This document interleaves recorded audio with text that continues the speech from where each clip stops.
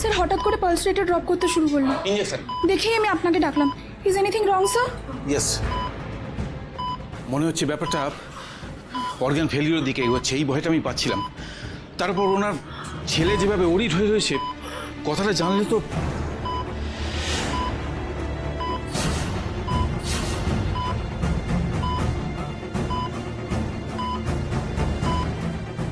দাদা ভাই, দাদা ভাই প্লিজ যাস না দাদা ভাই। কি হচ্ছে আমার মায়ের?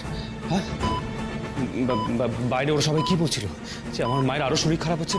কি হচ্ছে কিছু বলুন না প্লিজ। প্লিজ আপনি বাইরে যান, we are doing our best. না আমি বাইরে যাবো না, আমি এখানেই থাকবো। আমি নিজের চোখের সামনে দেখবো আপনারা কি ট্রিটমেন্ট করছেন। আপনারা আমার মায়ের ঠিক মতন ট্রিটমেন্ট করছেন না, আমি এখানেই থাকবো। স্যার পেশেন্ট সিভার করছে।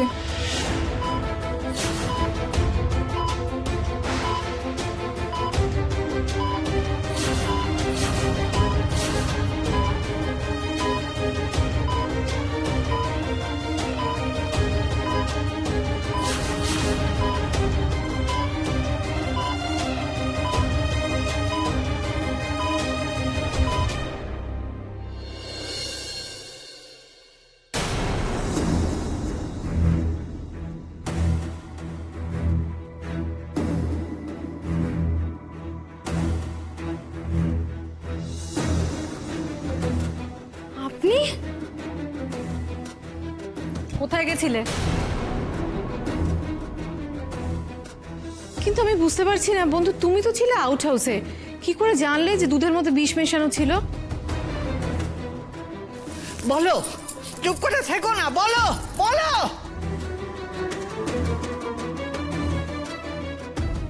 কি হলো, চুপ করে আছো যে? যখনই কোনো প্রশ্ন করি তখনই ও চুপ করে থাকে। না মানে আসলে বাবার হাতে পুজোর ফুল। চলো।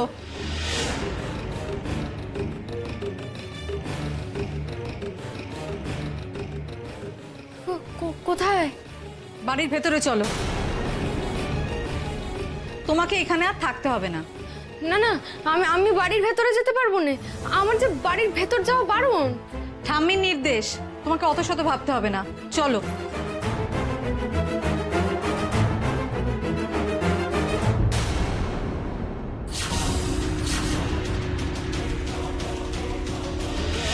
এ কি, প্রদীপ নিভে যাচ্ছে কেন?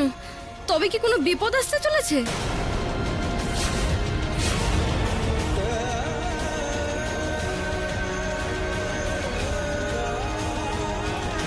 ওমা, মাগো কি হচ্ছে তোমার? তোমার কি খুব কষ্ট হচ্ছে? ওমা, মামাজি দেখো না মা এরকম কেন করছে? পিকু দেখ না কি হচ্ছে মায়ের, মার না খুব কষ্ট হচ্ছে। প্লিজ আপনারা কিছু করুন না, কেন কিছু করছে না প্লিজ দেখুন। ওমা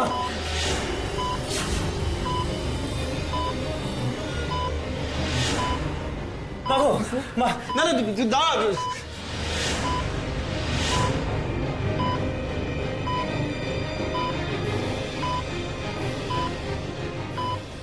আপনার প্লিজ কিছু করুন না, দেখুন না মা এরকম ভাবে কষ্ট পাচ্ছে, প্লিজ কিছু করুন। মামাজি দেখো না। দীপ্তবাবু প্লিজ আপনারা বাইরে যান, এতে তো কোনো উপকার হচ্ছে না। দেখুন, আপনি যদি কান্নাকাটি করেন আপনার মা ভালো হয়ে যাবে না।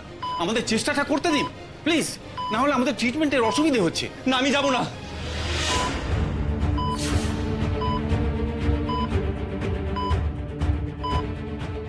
দীপু, দীপু দিদি ট্রিটমেন্টটা হতে দিতে হবে। দীপু লক্ষ্মী বাবা আমার, না, আমি আমার মাকে ছেড়ে কোথাও যাবো না।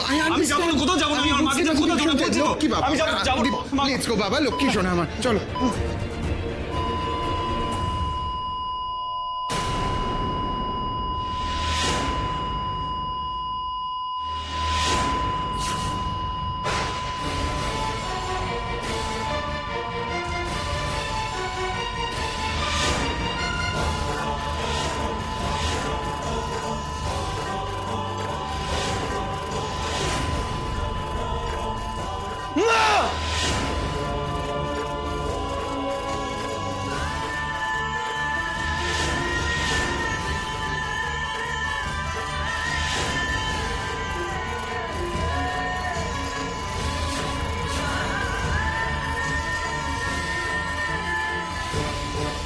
আরে বন্ধু, কি পাগলামো করছো বলো তো?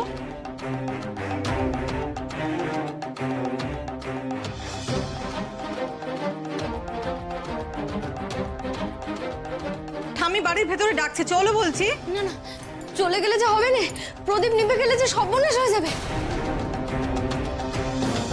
প্রদীপের শিখা নিভে গেলে বড়জোর অন্ধকার হয়ে যাবে, সর্বনাশ হবে না।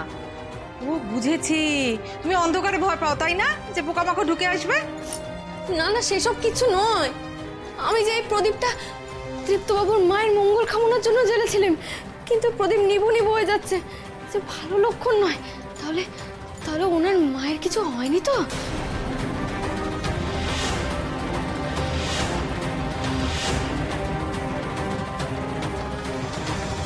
এই না না, ওসব কিচ্ছু না, মার তো কচ্ছপে যান, কিচ্ছু হবে না। আর কিছু হলে তো ফোন টোন আসবেই, চলো। ফোন? হ্যাঁ ফোন, ফোন ছাড়া আর কিভাবে জানাবে? আচ্ছা আচ্ছা, কোথায় আছে সেই ফোন? বাড়ির ভেতর? অবভিয়াসলি বাড়ির ভেতর। সত্যি বন্ধু, তুমি এমন সব কথা বলো না। তাহলে চলুন, আমি বাড়ির বাইরেই বসবো না হয়। আপনি আপনি ফোন এলে আমায় কইবেন তো?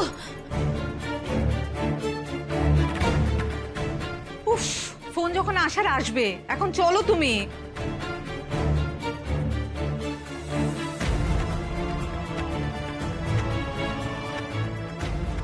ঠাকুর, দৃপ্তবাবুর মাকে দেখো, ওনার যেন কিছু না হয় ঠাকুর। আরে চলো না, আরে চলো দুধ, চলো চলো, এসো না, চলো এসো।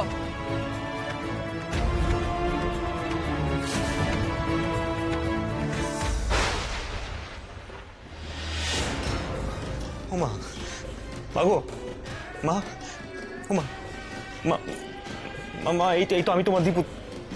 মা তাকাও না মা। ও মা, মাগো, মা দেখো না, এই তো আমি তোমায় ডাকছি মা। তুমি কথা বলবে না আমার সাথে? ও মা, কথা বলো মা। বিশ্বাস করো মা, তোমার কিচ্ছু হয়নি। এই তো আমি তোমার পাশে আছি মা। আমি তোমার দীপু। তুমি একবার আমার দিকে তাকাও মা, প্লিজ প্লিজ মা, একবার তাকাও প্লিজ মা।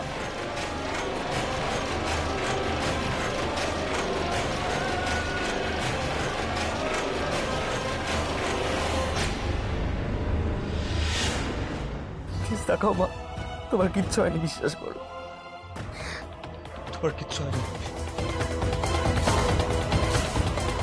আমি তো তোমাকে ডাকছি মা, তুমি তাকাও না মা। ও মা, মা গো দেখো না মা, কি হলো তোমার?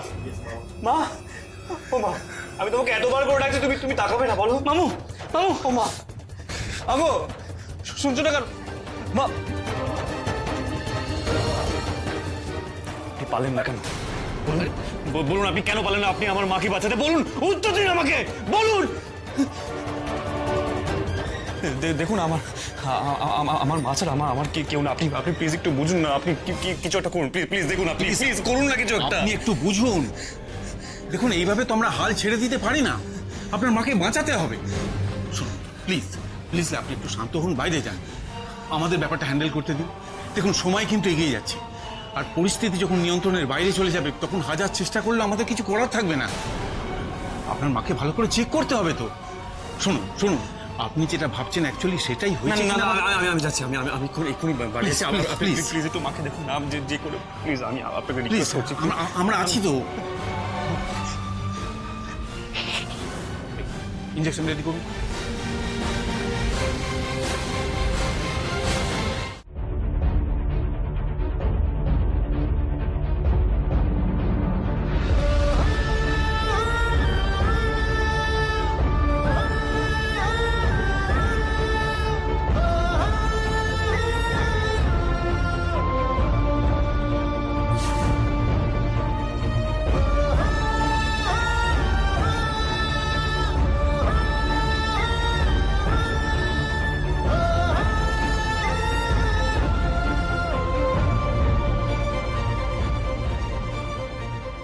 মাগো, আর তুমি এত ভালো বলি তোমাকে কেউ সহ্য করতে পারে না। আর আমি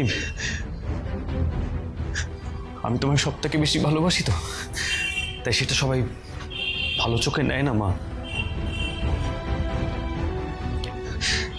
মা তুমি তাড়াতাড়ি ঠিক করে ওঠো মা, আমি তোমায় খুব ভালোবাসি। যে যা খুশি বলুক মা,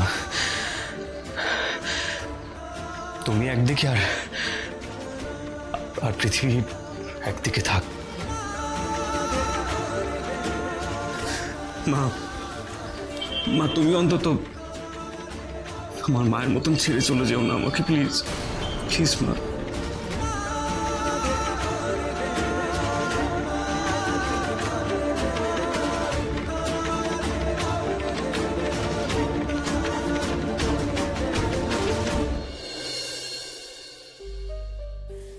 এ কি দোটানায় পড়লাম বলো তো দিদি ভাই, এই ত্রিনয়নীকে নিয়ে। সবাই যে ওর দিকেই আঙুল তুলছে, ভাবছে ওই দীপুর দুধে বিষ মিশিয়ে দিয়েছে। কিন্তু বলো, আজ যে দীপু প্রাণে বেঁচে গেল সেটা তো ওরই জন্য। সেটা অস্বীকার করি কি করে বলো তো?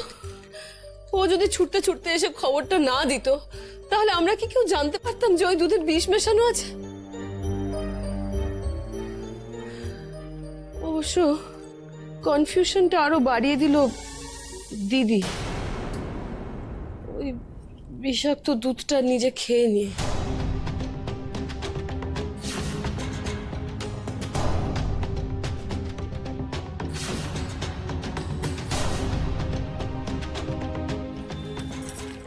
শুধুমাত্র এই কারণেই জানো, শুধুমাত্র এই কারণেই দীপুর যারা ক্ষতি করতে চায় সেই সেই নামগুলোর মধ্যে এবার দিদির নামটা রাখা যাচ্ছে না। কিন্তু দিদি দোষ তো কিছু কম করেনি বলো, পাপ তো কম করেনি না। আমি তাই বলে দিদির চরম ক্ষতি হোক এটা চাইছি না, কিন্তু একটা শাস্তি তোর পাওয়া দরকার, তাই না দিদি ভাই? কম মানুষের জীবন তো বিষিয়ে দেয়নি ও, আর ভাগ্যের কি পরিহাস দেখো, এই বিষটাই ওর দিকে ঘুরে এসেছে। একেই বলেন নিয়তির লিখন, তাই না? ছোট বৌমা,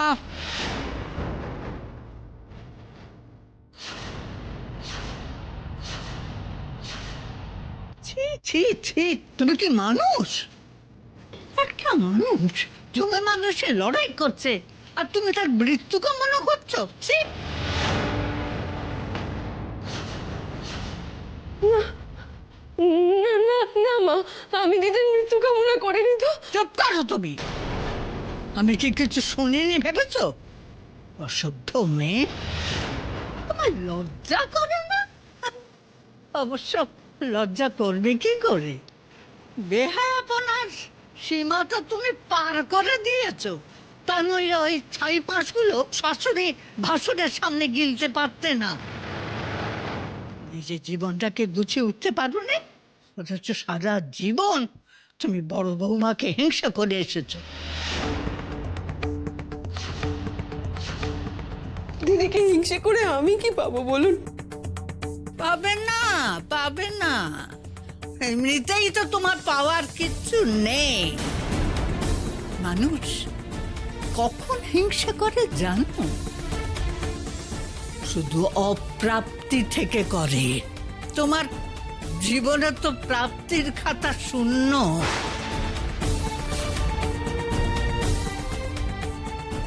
কিন্তু এবারই তো তুমি ছোট বউ, না পাওয়ার তো কিছু ছিল না তোমার। সবকিছু তুমি যদি পাওনি, তার জন্য দায়ী একমাত্র তুমি। তোমাকে কিছু দেওয়া মানে তো অপাত্রে দান, বেনা বুনে মুক্ত ছড়ানো। সবাই তোমাকে শুধরাবার চেষ্টা করেছিল, তুমি শুধরেছ? শুধরাওনি কেন জানো?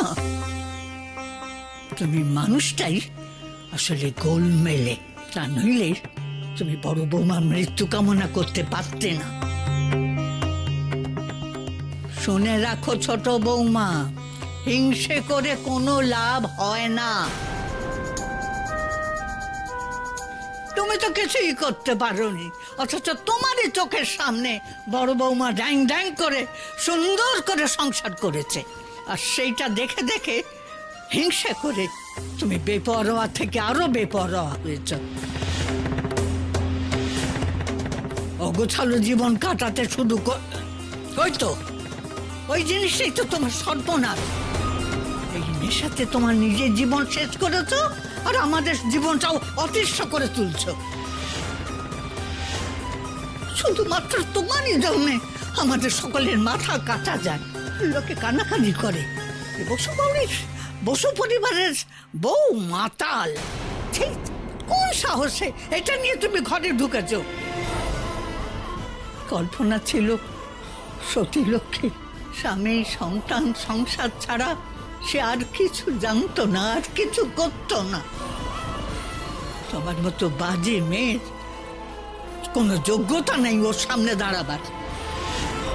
কোন অধিকারে এ ঘরের পবিত্রতা তুমি নষ্ট করছো? ধুর!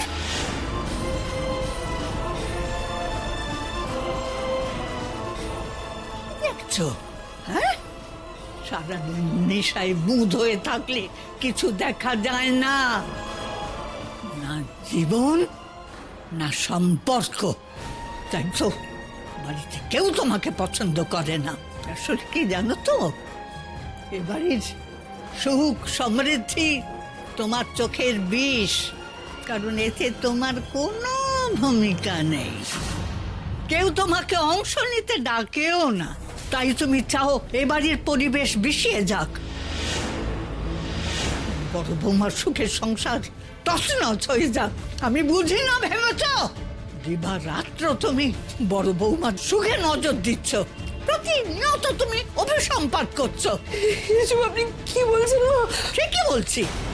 নইলে ওই একটা পাড়া গায়ের মেয়ে, সে এসে সম্পত্তির লোভে দাদু ভাইয়ের ক্ষতি করতে চাইছে, তারপরেও তুমি তার তালে তাল দিচ্ছ। চিরকাল আপনারা আমার ভুলই বুঝলেন মা, কিন্তু দয়া করে ওই মেয়েটাকে, ত্রিনয়নীকে ভুল বুঝবেন না। আমিও প্রথম দিকে ওকে সন্দেহ করেছিলাম, কিন্তু পরে বুঝেছি যে আমি ভুল করছি। ওকে ওকে অবিশ্বাস করতে যে মন চায় না মা। আপনি তো মানেন যে চোখ মানুষের মনে রয় না। ও যদি অসৎ হতো তাহলে ওর চোখে সেই ছায়া পড়তো না, বলুন? কিন্তু ওর ওই চোখ দুটোতে আমি কোনো মিথ্যে খুঁজে পাই না মা। পাবে কি করে? তোমার চোখ তো সর্বক্ষণ নেশার ঘরে ঝাপসা। আর শোনো, এসব বাজে কথা আমাকে শোনাতে এসো না। আসলে তুমি দল পাকাতে চাইছো। আমি দল পাকাতে চাইছি? অবশ্যই চাইছো। রঙ্গনা বোকা, তাই ওকে হাত করেছো, আর ওই অলক্ষণে মেয়েটাকে কাছে টেনে বড় বৌমার বিরুদ্ধে ষড়যন্ত্র করেছো। বড় বৌমার ক্ষতি করে তুমি মাথায় বসতে চাইছো?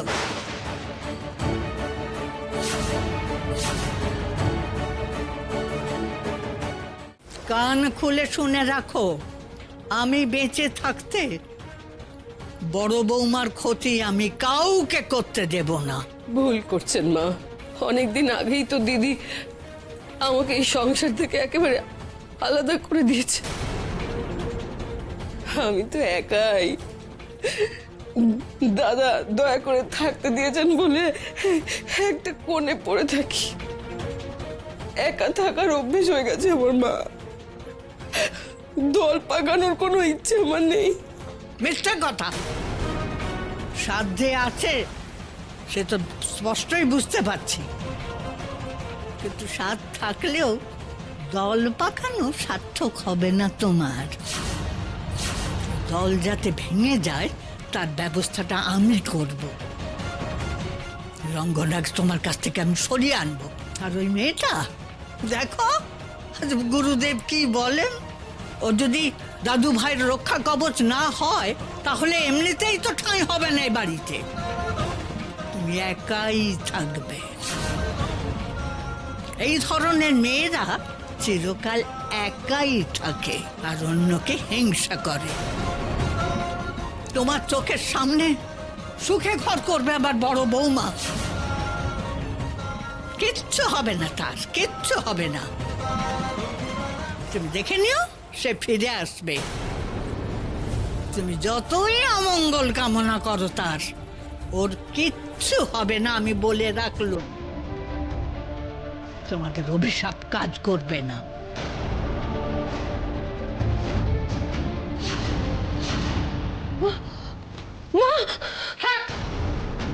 তোমার এই নিজের টলমলে পা সোজা হয়ে দাঁড় করাবার চেষ্টা করো, তারপরে তুমি আমাকে ধরতে এসো।